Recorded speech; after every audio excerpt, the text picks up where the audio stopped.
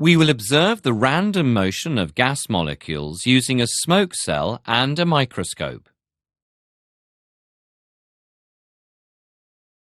Inject a little smoke into the smoke cell.